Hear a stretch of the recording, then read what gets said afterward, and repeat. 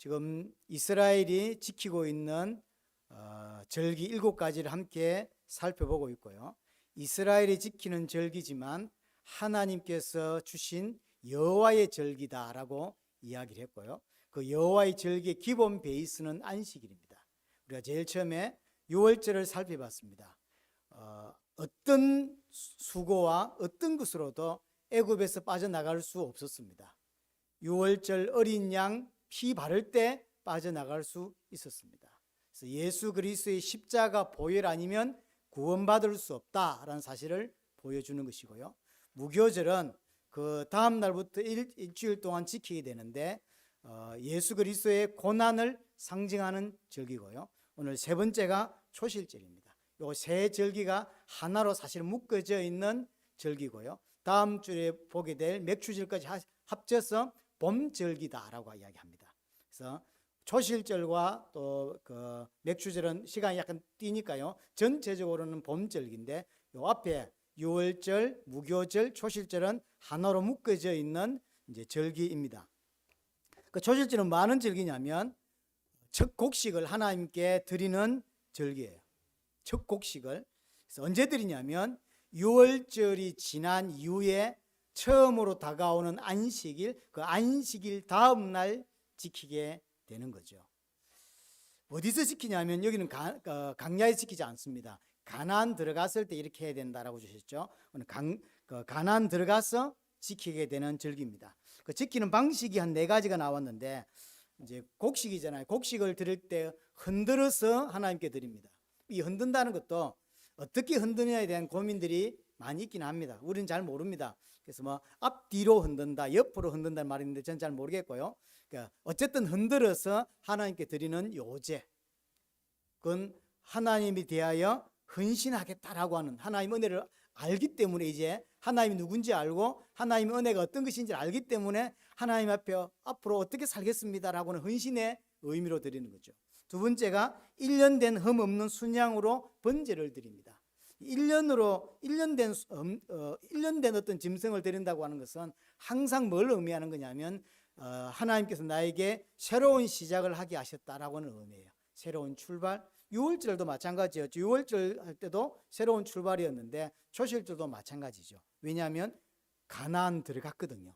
들어가서 처음으로 드리고 그걸 기념해서 앞으로 계속 드리게 되는 절기가 초실절이거든요. 그래서 1년 된 걸 드려야 된다. 그래서 새로운 시작이 너에게 출발이 되었다라는 이야기를 하는 것이고요.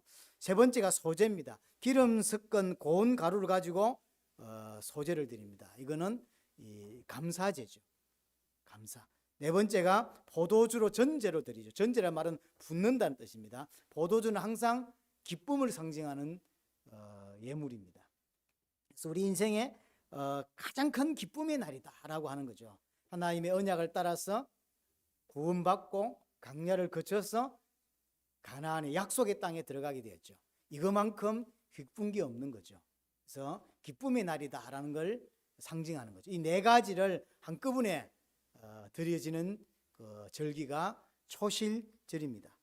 근데 14절의 마지막에 보면 너희는 너희 하나님께 예물을 가져오는 그 날까지, 그러니까 이제 하나님께 그 초실절로 첫 번째 단을 이삭을 드리는데 그 날까지 떡이든지 볶은 곡식이든지 생 이삭이든지 먹지 말라.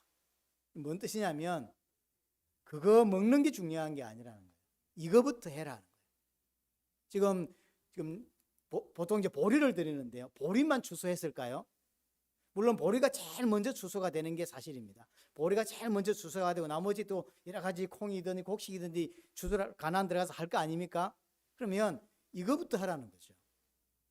그러니까 만약 같이 났다고 하더라도 그거 먹는 데 신경 쓰지 말고 그거 먹지 말래요. 먹지 말라면 먹지 말란 말이 아니라 안 중요하다는 거예요. 뭐가 중요하냐? 이걸 하나님께 드리는 그거부터 중요한 거다. 의미를 알고 인생을 살아내라 라고 하는 이야기를 하는 거죠. 이것이 영원한 규례로 삼아라 라고 합니다. 자, 오늘 본문의 말씀을 가지고 오늘 3가지 정도의 마음을 하나의 말씀을 좀 듣고자 합니다. 첫 번째는 첫 곡식단을, 첫 이삭을 하나님께 드리는 거죠. 그럼 첫 이삭을 드린다고 하는 이 의미가 뭡니까? 하나님께서 모든 것을 내게 은혜로 베풀어 주셨다라는 사실을 기억하는 거죠. 첫 이삭이라고 하는 건 첫 이삭만 드리면 하나님께 되는 겁니까? 아니죠. 모든 게 다 하나님 거라는 거예요. 모든 게 하나님 건데 첫 번째 걸 하나님께 드린다고 하는 것은 모든 것을 하나님께 드리는 겁니다 라고 하는 인정인 거죠. 지금 내가 가지고 있는 모든 것 다 하나님이 내게 주신 겁니다 라고 하는 거죠. 하나님이 내게 허락했기 때문에 내가 가질 수 있고, 하나님이 허락했기 때문에 가나안에 올 수 있었고, 하나님이 허락했기 때문에 지금 농사를 잘 지어서 하나님께 드릴 수 있는 겁니다. 내게 지금 존재하는 모든 것은 다 하나님의 것입니다 라고 하는 신앙 고백, 인정, 그게 초실절이 주는 첫 번째 메시지예요. 가나안 들어간 자체가 벌써 하나님의 은혜고요. 여러분들이 이 땅에 살면서 구원을 받고 영육 간에 영적으로 예를 들어서 구원을 받고 믿음이 생기고 이런 것들이 내 노력으로 믿음이 생기는 겁니까? 아니면 하나님께서 주셔야만 믿음이 생기는 겁니까? 하나님이 주셔야 믿게 돼요. 하나님이 은혜 주시지 않으면 절대로 예수를 믿을 수가 없어요. 예수 믿는 것은 내 노력으로 될 수 있는 게 아닙니다. 교회 다니는 건 여러분들의 노력이 가능합니다. 하지만 예수를 믿는다고 하는 것은 내 노력으로 할 수 있는 게 아니에요. 그럼 영적인 거, 그다음 육신적인 것도 마찬가지예요. 육신적으로 이 땅에 태어나고 살고 어떤 삶을 살아가는 모든 것 전부 하나님이 허락하셨다는 거죠. 하나님이 주셨다고 믿는 거죠. 그것을 그 의미로 드린 게 초실절입니다. 여러분들이 이 땅에 태어나기 위해서 여러분들이 하신 게 뭡니까? 하나도 없어요. 내가 몇 월 며칠 날 이 땅에 태어나야 되겠다라고 여러분들이 준비했습니까? 여러분들이 고민하셨습니까? 어떤 노력을 하셨어요? 하나도 한 게 없다니까요. 이 땅에 태어나는 것 자체, 가나안 들어간 것 자체, 이 땅에서 밥을 먹고 사는 것 자체, 이 모든 게 뭐냐면 하나님께서 내게 은혜로 베풀어 주신 것이다 라는 것을 깨닫는 절기예요. 그걸 기억하라는 것이죠. 존재 자체가 하나님의 은혜인 거죠. 근데 인생은 그걸 잘 알까요? 모릅니다. 지가 잘해서 잘 산다고 생각해요. 지가 노력했기 때문에 이만큼 돈 벌고 이만큼 가정 이루고 산다고 생각해요. 그렇지 않다는 거예요. 우리의 노력으로 된 것처럼 보이지만 그 노력할 수 있는 그 모든 것들, 이 땅에 태어나고 그 머리를 주고 그 마인드를 주고 그 생각을 주어서 경험을 주어서 나는 어떻게 살아야 되겠다라고 하는 어떤 그 마음을 준 게 전부 다 하나님이 그렇게 주셨다는 거예요. 하나님이 은혜를 베풀어주지 않으면 이 땅에 태어날 수도 없고 이 땅에 태어나서 그 생각을 가질 수도 없다는 거죠. 시야부터 끝까지 하나님께서 은혜를 베풀어 주셨기 때문에 이게 가능하다는 거죠. 근데 인간은 악하기 때문에 그걸 잘 모릅니다. 또 처음에 알았다 할지라도 기억 안 하려고 합니다. 그래서 영원한 규례를 삼으라는 이유가 뭐냐면 그렇다는 거예요. 하나님이 은혜를 베풀어 주었기 때문에 네가 그런 거다라는 거죠. 만약에 하나님이 은혜를 베풀어 주지 않았다면 아직도 이스라엘은 애굽에 있었을 것이고 아직도 울부짖고 단식하며 고통 가운데 있었을 것입니다.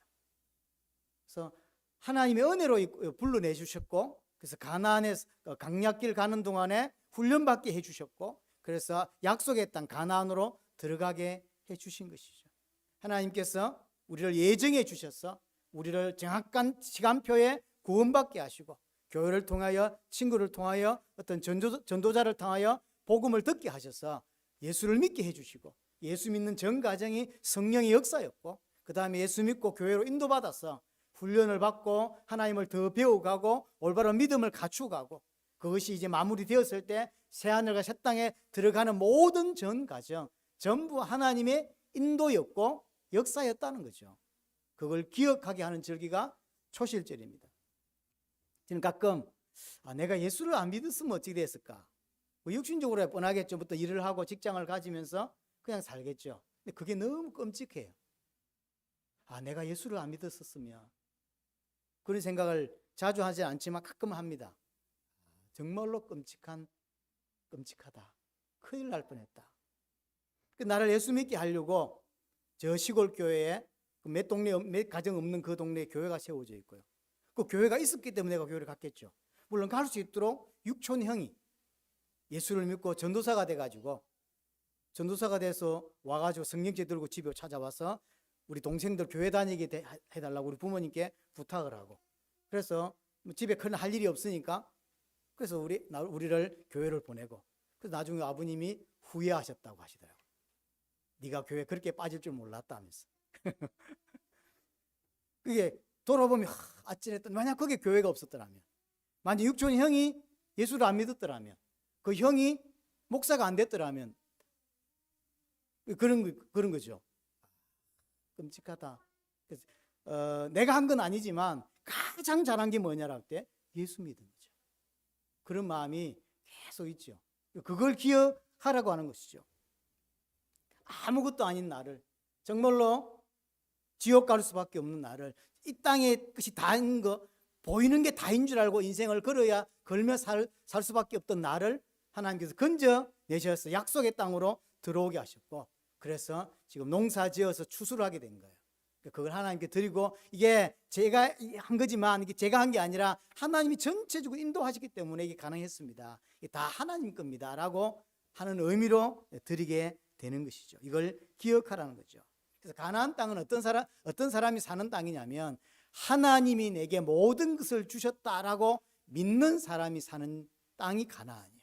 그 가나안은 새하늘과 새 땅을 의미하는 땅이죠. 그게 첫 번째입니다. 그래서 하나님이 내 모든 걸 주셨다, 기억하라. 그게 첫 번째고, 두 번째, 이 초실절을 이거 히브리어는 뭐라고 읽냐면 욤 비쿠림이라고 읽어요. 욤이란 말은 날짜라는 거죠. 날, 절기란 말이고요. 그 비쿠림이란 말은 이게 초실, 다른 말로는 장자란 뜻이에요. 장자.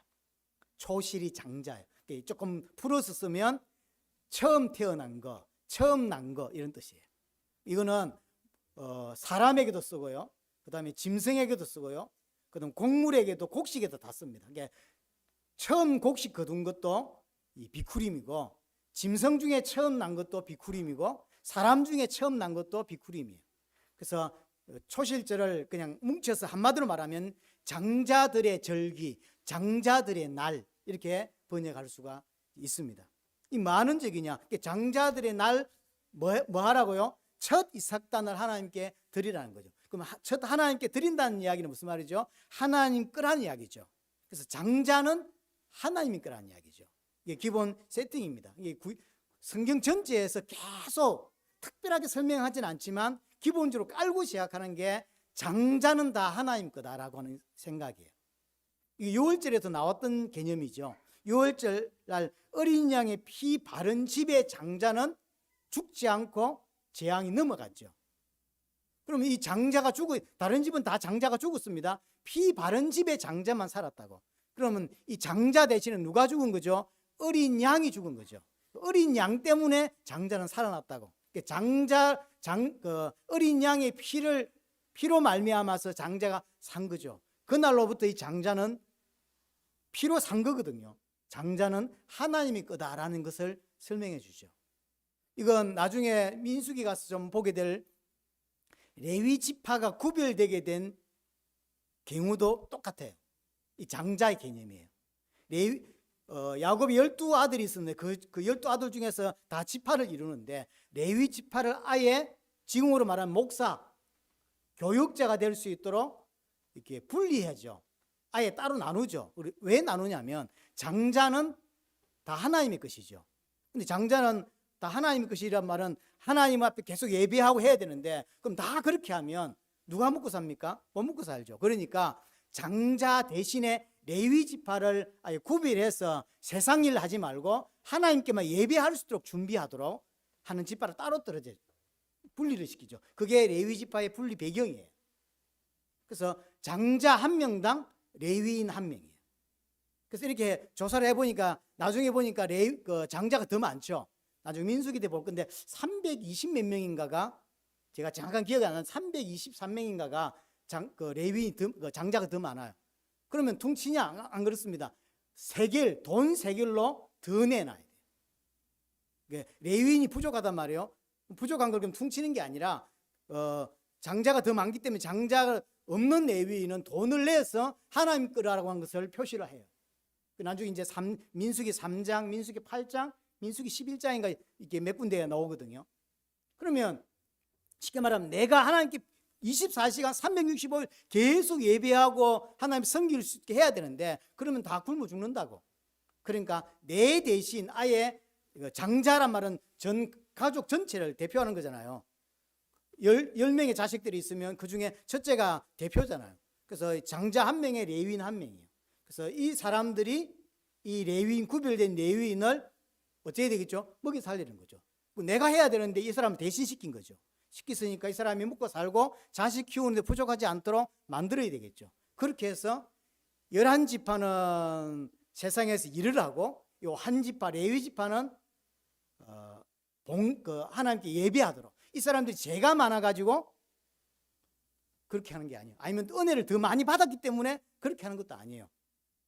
이렇게 해야 세상이 돌아가니까 그렇게 한 거예요. 그래서 내 대신 목사가 된 거예요. 내가 목사가 될 수 있었는데 저 사람이 뛰어나기 때문에 목사 시킨 게 아니고 같은 계열이, 같은 개념이에요. 그래서 나는 세상 일을 하고 그 버는 걸 가지고 이 사람을 먹여 살리는 개념. 그게 레위 지파가 탄생하게 된 배경이죠. 그래서 나중에 가나안 들어갔을 때도 12개를 나누지 않고 11개만 나눠서 땅을 차지하고 한 땅은 안 주죠. 그리고 다른 지파가 조금씩 더 가져가는 거죠. 그 개념이죠. 그러니까 장자라고 하는 개념이 성경 전체에서 계속 나오는 개념입니다. 그래서 어떤 사람이 묻더라고요. 그럼 목사님 사례를 얼만큼 해줘야 됩니까? 묻는데 기준이 없죠. 어떻게 해주면 되냐면 여러분들이 먹는 만큼만 주면 돼요. 그래서 이 공동체가 뭘 먹고 삽니까? 그 먹고 살아는 사람이 좀 많이 먹는 사람도 있겠고 좀 적게 먹는 사람도 있겠고 좀 부자도 있겠고 가난한 사람도 있겠죠. 그 중간쯤 먹으면 돼요. 그래서 여러분들이 굶습니까? 그 목사도 굶는 게 맞아요. 여러분들이 뭐가 잘 돼가지고 돈을 많이 벌었습니까? 그 목사도 많이 받는 게 맞는 거죠. 그 중간쯤 받으면 돼요. 그게 기준입니다. 근데 장자 이야기를 쭉 해놓고 오늘 두 번째 메시지도 장자를 하나님께 드리는 거란 말이에요. 초실절 자체가 장자를 드리는 날이라 그랬죠. 장자를 하나님 겁니다라고 드리는 날이라고. 그럼 진짜 장자는 누구냐 말이에요. 누구죠? 예수 그리스도예요. 결국 이 이야기를 하고 싶은 거예요. 초실절을 통해서도 하나님 은혜를 베풀어 주셨다는 걸 말하면서 또 하나 핵심적으로 말하고 싶은 게 뭐냐면 진짜 장자는 누구냐는 거죠. 예수 그리스도죠. 하나님의 장자, 하나님의 맏아들이 누구냐? 예수 그리스도입니다. 그 장자를 하나님 우리에게 주신 거예요. 우리에게 주셨는데 그럼 우리 거냐? 아니죠. 내게 와 있지만 내게 아니에요. 장자는 하나님 거라니까. 내게 아니라니까요. 그럼 왜 주셨냐면 우리의 구원을 위해 주신 거예요. 우리의 구원을. 우리를 구원하시기 위해서 하나님께서 당신의 장자를 우리에게 주셨고 그 장자로 말미암아 우리가 구원을 받게 되는 거죠. 그래서 구원은 절대적으로 내 의로 할 수 있는 게 아니에요. 내가 율법을 지키는 것으로 또는 헌금을 많이 하는 것으로 어떤 구제를 많이 하는 것으로 육신적인 행위를 통하여 나의 의를 통하여 받을 수 있는 게 구원이 아닙니다. 절대적으로 하나님의 은혜로 예수 그리스도의 의로 받을 수 있는 게 구원이라고. 그렇죠? 그래서 하나님의 은혜가 없었다면 우리는 구원받을 수가 없는 것이고요. 하나님 우리에게 은혜를 베풀어 주지 않았다면 우리는 예수를 믿을 수가 없는 거예요. 그래서 장자는 예수 그리스도고 또 하나 여기서 예수 그리스도를 하나님의 장자인 예수 그리스도를 통하여 구원받은 자가 어떤 자라고요? 장자예요. 그렇죠? 두 번째 메시지 중요한 이 부분이요. 진짜 장자는 누구냐? 예수 그리스도고 하나님의 장자인 예수 그리스도를 통해 구원받은 우리가 누구다? 장자라고 하죠. 히브리서 12장 23절에 보면 이렇게 설명하죠. 너희들이 하늘에 기록된 장자들의 모임에 이르렀도다. 하나님께서 우리를 어떻게 보냐면 장자로 본다. 우리가 장자. 진짜 장자는 예수 그리스도예요. 그러면 우리가 찾아하고 이래야 되잖아요. 성경 그렇게 표현하잖아요. 예수 그리스도가 장자고 우리도 장자래. 다 장. 그래서 천국의 모임을 뭐라고 하냐면 장자들의 모임이라고. 희한하죠. 이게 놀라운 이야기죠. 예수 그리스도가 장자인데 날 보고 장자래. 엄청난 이야기거든요, 사실은요. 그래서 구원받은 자를 장자라고 하고요. 새하늘과 새 땅은 장자들만 들어가는 거예요. 찾아는 못 들어갑니다. 그럼 누가 장자입니까? 하나님의 장자 예수 그리스도를 통해서 구원받은 성도가 장자예요. 그래서 장자는 다 누구 거라고요? 하나님의 거다, 이 말이에요. 예수 그리스도가 장자고 내가 장자가 됐어요. 그럼 나는 누구 거다? 하나님의 것이라는 거죠. 그래서 나는 하나님의 것이고 하나님께 드려지는 겁니다. 나는 내 자신이 내 거 아닙니다라고 하는 인정, 그게 초실절의 중요한 의미입니다. 우리는 우리의 것이 아니라는 걸 기억해야 돼요. 여러분들이 인생을 사니까 여러분 거라고 생각합니까? 아니에요. 여러분들이 생명, 여러분들이 미래 다 하나님에게 있어요. 그걸 기억하라는 거죠. 절대적으로 그걸 기억해야 됩니다. 구원받은 성도는 하나님이 피로 값주고 사신 교회라고 이야기를 하죠. 사도행 20장에 보면. 그래서 하나님이 피로 값을 치르고 우리를 건져내서 교회로 부르셨다는 거죠. 예수 그리스도는 교회의 머리고 우리는 성도는 몸이라고 이야기하죠. 그럼 가장 좋은 건 뭐냐면 머리에서 뇌에서 오다가 떨어지면 몸이 움직이는 거죠. 그게 가장 원활한. 여기서 떨어졌는데 손이 안 움직여. 안 움직이는 건지 못 움직이는 건 이걸 뭐라죠? 뇌출이라고 하죠. 이걸 보고 신앙에 장애가 있다고 표현해요. 여기서 떨어지면 머리에서 여러분들은 지금 이게 그 순간으로 가는 거예요. 머리에서 때리면 그냥 순간으로 나오는 거. 이게 순종이거든요. 이걸 그대로 바울이 인용을 하는 거예요. 예수 그리스도가 머리고 우리는 몸이래요. 머리가 뭔가를 딱 던지면, 뭔가를 명령을 때리면 손은 느닷없이 나가요. 깨닫고 나가는 게 아닙니다. 그게 순종이에요. 그래서 정상적인 교회, 정확히 말하면 좀 건강한 교회는 어떤 교회냐면 이런 장애가 없는 교회예요. 하나님, 예수님이 말씀하시면 그대로 움직일 수 있는. 그래서 몸은 머리에 따라 머리가 시키는 지시에 따라서 바로 움직여야죠. 그게 신앙생활입니다. 예수님이 말씀하신 대로 움직이는 거, 예수님이 말씀하신 대로 순종할 수 있는 거, 그게 신앙생활이죠. 근데 이 땅에는 여러 가지 이유로 하나님 백성에도 불구하고 못 움직이고 또는 안 움직이는 신앙이 있습니다. 못 움직이는 성도들이 있습니다. 그럼 분명히 일단 잘못된 것입니다. 그렇죠? 신앙의 장애를 가지고 있는, 영적인 장애를 가지고 있는 성도와 교회가 많습니다. 그런 교회는 건강하지 않은 교회입니다. 건강하지 않은. 건강한 교회는 또는 건강한 성도는 어떤 성도냐? 나는 내 것이 아니라고 정확하게 믿는 거예요. 나는 내 것이 아니죠. 나는 하나님의 것이고 하나님의 장자고 하나님의 속한 자라는 사실. 이 땅에서 그럼 하나님의 장자고 하나님의 속한 자고 하나님의 것인 사람이 어떻게 살아야 되는지 정확하게 보여주신 분이 예수님이에요. 왜냐하면 예수님이 누구죠? 하나님의 장자고 하나님께 속한 자고 하나님의 것인 분이었어요. 이분이 이 땅에 와서 어떻게 살았냔 말이에요. 오직 아버지 하나님의 뜻에만 순종하며 살았죠. 이게 바로 성도가 살아야 될 모습이라고 하죠.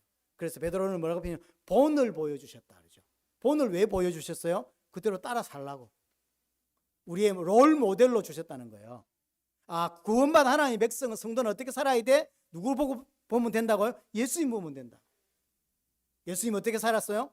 자기 육신을 위해서 단 한 번도 살지 않았다는 거예요. 능력을 쓰지도 않고 그것 때문에 기도하지도 않고 오직 뭐만 했냐면 하나님의 뜻을 위해서만, 하나님의 영광을 위해서만 살았다는 거죠. 그게 앞으로 우리가 이 땅에서 살아야 될 사람들의 중심이라는 거죠. 그런데 그렇게 온전히 살 수 있는 사람이 있다 없다? 없어요. 없어요. 그러면 하나님 원하시는 건 뭐냐면 진짜 그렇게 순종하냐 안 하냐가 아니고 그런 마음과 믿음을 가지고 있냐 없냐예요. 나는 혹시 그렇게 순종을 잘 못한다 할지라도 진짜 마음 깊은 곳에 내 믿음은, 내 생각은 저렇게 사는 게 맞지, 예수님처럼 사는 게 맞지라고 하는 그걸 가지고 살아야 된다는 거죠. 그럼 혹시 좀 더 조금 불순종한다 할지라도, 쪽 순종하지 못한다 할지라도 하나님 그것은 예수님이 산 것처럼 쳐준다는 거예요. 예수님 우리에게 쳐주지 않으면 우리는 구원 못 받아요. 그렇죠? 우리를 왜 장자라고 해줍니까? 예수님이 산 것처럼 그렇게 완벽하게 순종했다고 쳐주는 거예요. 그리고 내가 진짜 제대로 순종하면 살 수 있을까요? 못 산다니까 우리는요. 왜냐? 영적인 장애들이 있어요. 뭔가 중간중간에 피해에 걸려 있어요. 잘 안 움직여. 그래서 발 못 쓰는 성도들이 얼마나 많다고. 다리 못 쓰는 성도들이 너무 많아요. 우리 장인어른이 작년에 좀 이게 뇌출을 해서 뭐 수술도 받고 했잖아요. 운전을 지금 안 하시거든요. 못 하세요. 왜냐? 왼쪽을 다치니까 오른쪽이 갔어요. 다행스럽게 완전히 못 쓸 줄 알았더니 그 정도는 아니고 그래도 다 하세요.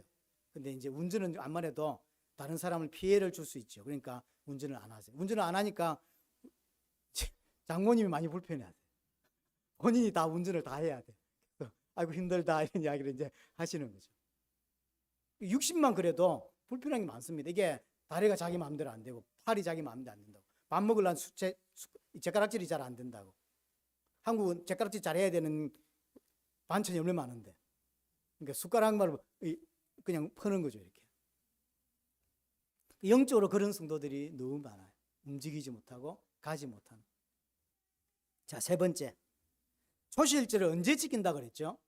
초실절을 6월절이 지나고 처음 다가오는 안식일 다음 날 초실절을 지키죠. 이 날이 어떤 날입니까? 예수 그리스도의 부활을 상징하는 거예요. 예수님 언제 부활하셨죠? 안식일 후 첫날.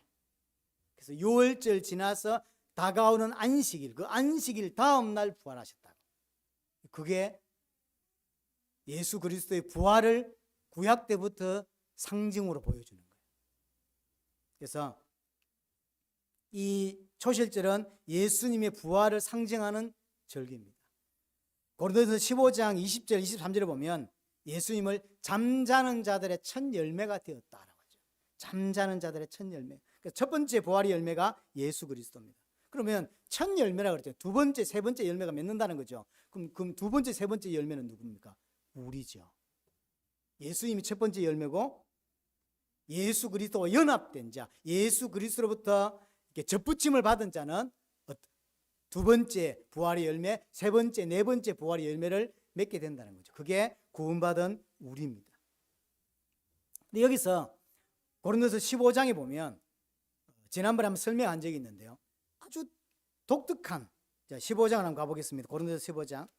잘 아는 표현이지만 한번 확인하는 것이 더 좋을 것 같습니다. 15장에 보시면 20절부터가 그 설명이죠. 20절에 보시면 잠자는 자의 첫 번째 열매가 되셨다라고 이야기하고요. 17절에 보시면 그리스도께서 다시 살아나신 일이 없으면 너희의 믿음도 헛되고 너희가 여전히 죄 가운데 있다라고 하죠. 여기 참 독특한 이야기인 거예요.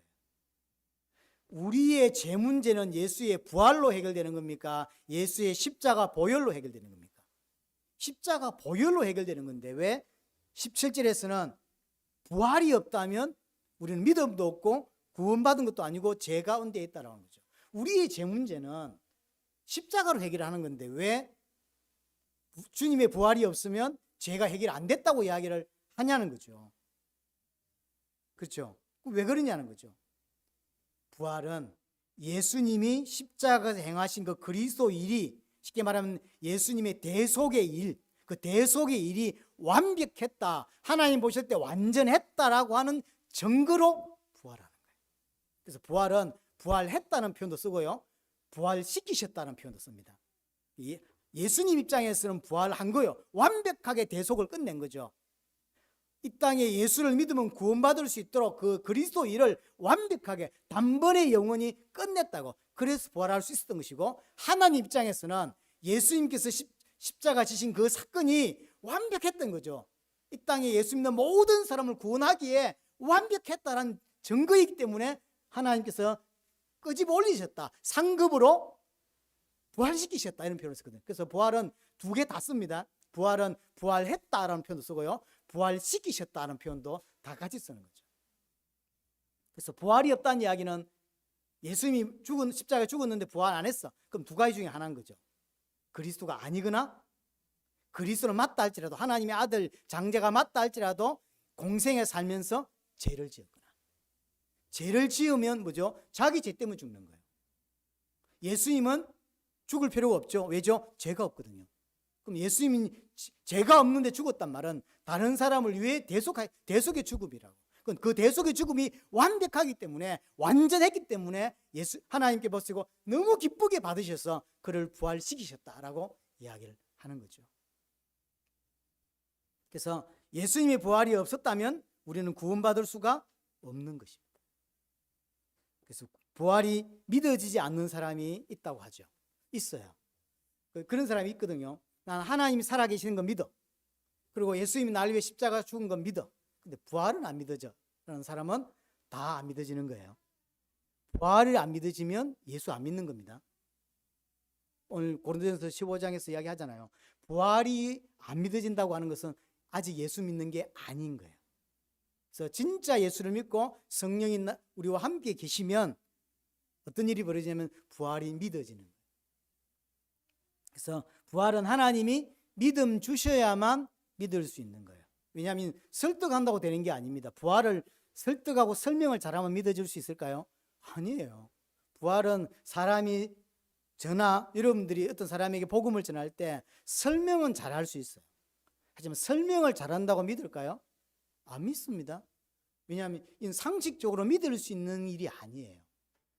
하나님이 이 땅에 사람이 되어 왔고 십자가에 죽었는데 그게 나를 위한 죽음이고, 예수의 십자가 죽음으로 제가 해결되었고 그 전구로 부활했다. 다시 살아나셨다. 살아났단 말은 죽은 자가 갑자기 살아나 있는 그 죽음을 말하는 게 아닙니다. 그 사람 다시 죽습니다. 그건 부활이 아니에요. 부활은 영원히 사는 걸 말하는 거거든요. 우리도 나중에 다시 부활하잖아요. 그 이야기를 하는 거예요. 그래서 예수님이 부활했는데 그게 사람의 상식적으로 믿어질 수 있는 건가요? 상식적으로 믿을 수 없는 거예요. 그래서 상식을 가진 사람은 예수를 믿을 수 없어요. 하나님이 계시해 주셔야, 믿음이라는 걸 주셔야만 그게 믿어지는 거라고. 제가 처음에 초등학교 5학년 때 교회를 다녔는데 중학교 때 예수가 믿어졌어요. 그게 언제냐, 몇 시냐, 그건 잘 기억이 안 나요. 하지만 어느 순간 이게 믿어지기 시작했어요.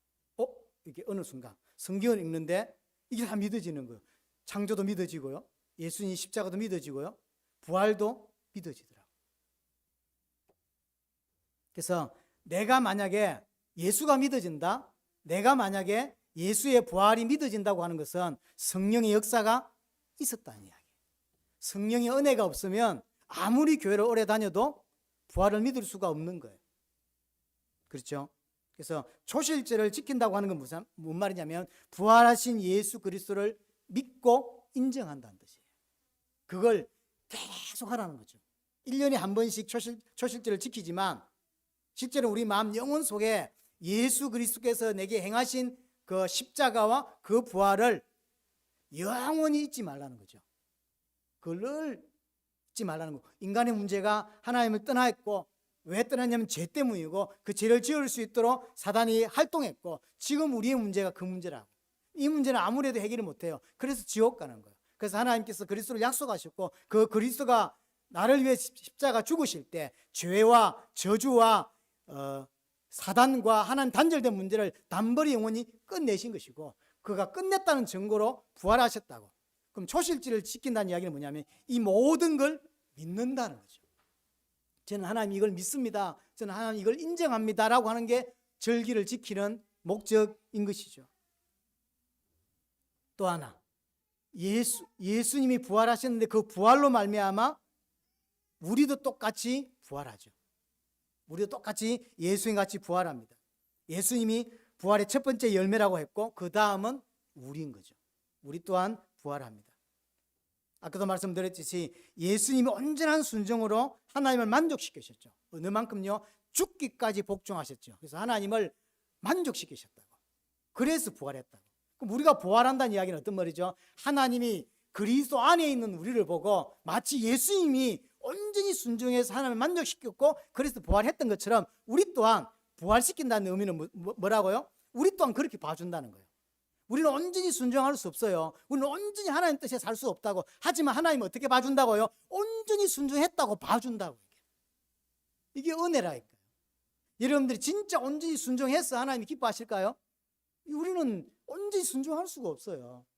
온전히 순종할 수가 없다니까. 하지만 하나님 어떻게 봐주냐면 예수님이 마치 온전히 순종한 것처럼 우리도 그렇게 순종했다고 쳐줘요.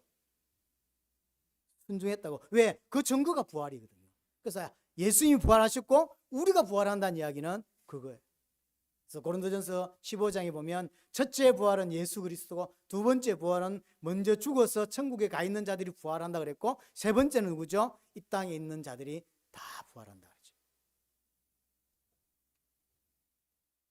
그럼 이 부활의 의미를 아는 자는 이 땅에 어떻게 사냐면 부활을 소망하며 사는 거예요. 이 말은 오해하면 안 됩니다. 우리가 자꾸 이제 제가 볼 때 대부분의 성도들이 오해하는 것 중 하나가 뭐냐면 부활을 소망하며 산다. 내가 죽었다가 살아난다 이렇게 생각하는 것 같아요. 그 이야기가 아닙니다. 로마서 8장을 한번 보겠습니다. 로마서 8장 23절입니다. 23절에 보시면 로마서 8장 23절.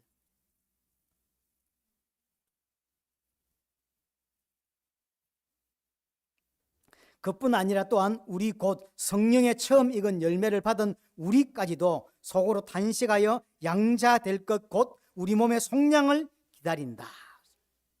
이게 성도를 설명하는 거거든요. 우리 곧 성령의 처음 익은 열매를 받은 우리까지라고 했는데 진짜 성령의 처음 익은 열매가 우리입니까? 아니죠. 성령의 처음 익은 열매는 예수 그리스도예요. 성령의 역사로 예수 그리스도가 부활했다고. 그래서 성령의 처음 익은 열매는 예수 그리스도입니다. 근데 우리 보고 뭐라고 이야기하냐면 성령의 처음 익은 열매라고 말해요. 이 사람은 예수 그리스도를 소유하고 예수 그리스도를 믿는 사람은 이 땅에서 하나님께 온전히 순종하고 이런 것들이 잘 안 될 때 어떻게 된다고요? 탄식하며 양자될 것고 그 몸의 속량을 기다린다. 이 땅에서 어떻게 사냐면 예수님처럼 온전히 순종하며 살고 싶은데 잘 안 돼. 그럼 그 사람이 안 돼 상관없어. 뭐 다 해결했지. 이렇게 안 산다는 거예요. 어떻게 살죠? 탄식한다는 거예요. 내가 구원받아 놓고 이렇게밖에 못 산다고? 이런 생각이 든다는 거예요. 내가 하나님의 백성이 내가 엄청난 복음을 받았는데 내가 이렇게밖에 예수 못 믿는다고? 이런 생각이 자기에게 온다는 거예요. 그래서 자기 마음을 탄식한대요. 하나님 저는 왜 이렇습니까? 왜 저는 이밖에 안 됩니까? 그러면서 뭐 한다고요? 우리 몸의 속량을 기다린대요. 온전한 속량을 기다리는 거예요. 온전한 속량이 뭔데요? 그게 부활이에요.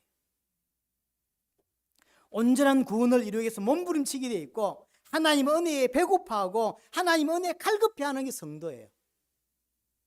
구원받지 않은 자는 하나님 은혜에 배고파하지도 않고요 몸부림치지 않습니다. 하지만 구원받은 자는 하나님 은혜 받기 위해서 몸부림치게 되어 있고 배고파하게 하게 되어 있고 갈급하다니까. 예수님이 온전히 순종한 것 때문에 부활시켰죠. 우리도 온전히 순종한 것처럼 쳐준다고. 그래서 우리를 부활하는 거라고. 안 쳐주면 부활할 수가 없는 거예요. 우리를 하나님이 부활시킨다는 이야기는 우리는 그렇게 순종하지 못하지만 하나님이 그렇게 순종한 것처럼 쳐준다는 거죠. 그래 너는 예수님처럼 그렇게 순종했어라고 쳐주는 거죠. 근데 그렇게 사는 자가 실제로 삶에서는 그렇게 살아요? 못 살아요? 못 살죠. 못 사니까 어떤 마음이 들어요? 하나님 나라 왜 이렇게밖에 못 삽니까?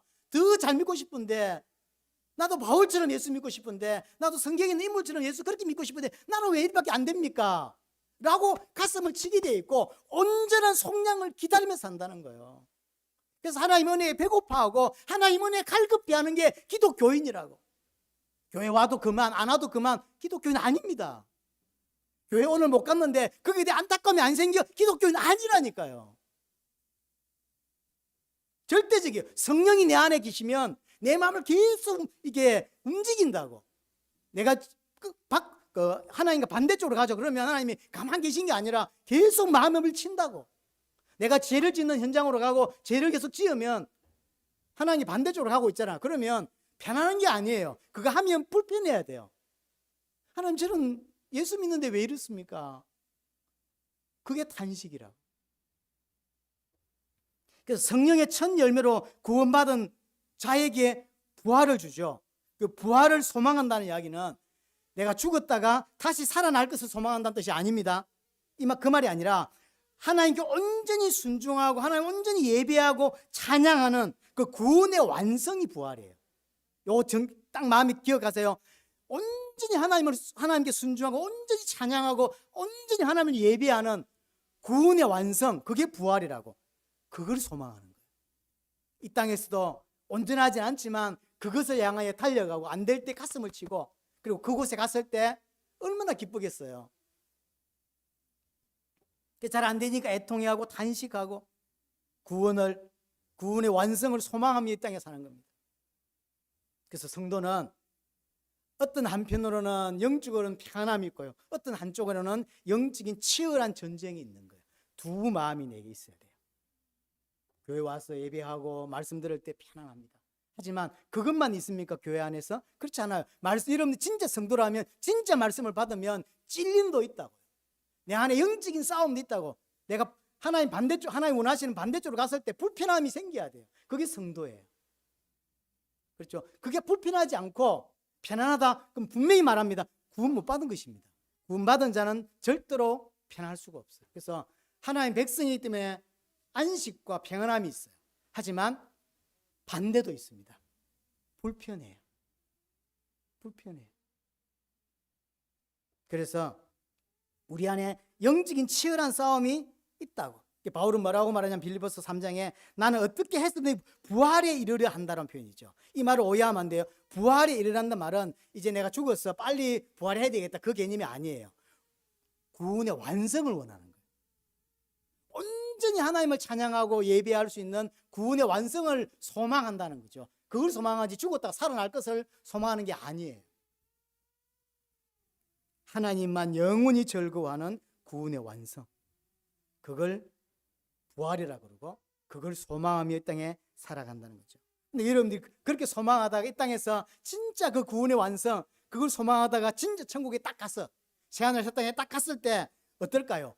감사, 감동, 희열, 요즘 사람들만 엔돌핀 무슨 핀 이런 거 다 극이 다르겠죠.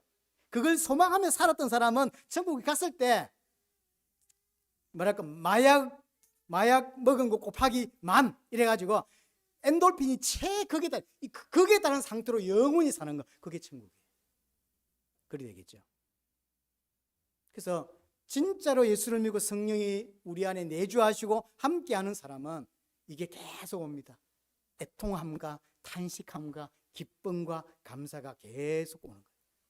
잘 안 될 때 애통해하고 하나님 왜 저는 이 정도밖에 믿음이 안 됩니까? 라고 애통해하고 또 어떤 것은 너무 감사하고, 그렇죠. 말씀을 들을 때 어떤 메시지에 찔리고 너무 가슴이 아프고 찔리고, 어떤 메시지 들을 때 너무 그렇지 이런 답이 탁 나오고, 이게 계속 왔다 갔다 하는 거예요. 그러면서 성장해 가는 거예요. 하나님 우리를 강야해서 이거 하고 있는 것입니다. 이 절기를 영원히 지키라, 영원한 규례로 삼으라, 매년 기억하라고 하는 것입니다. 첫 번째, 모든 것은 다 하나님이 은혜로 주신 것이다 기억하고, 두 번째, 장자는 다 하나님의 것인데 예수 그리스도가 장자고 내가 장자인 거죠. 세 번째, 예수의 부활을 기억하는 절기거든요. 이 땅에 그 부활을 깨닫고 부활을 아는 자는 부활을 소망한다. 부활을 소망한다는 죽었다 살아나는 걸 소망하는 게 아니라 온전한 구원, 완성된 그 구원, 그게 부활이거든요. 완성된 구원을 소망하며 이 땅을 한 걸음 한 걸음 살아가는 것입니다. 그 은혜가 여러분에게 있게 되기를 바랍니다.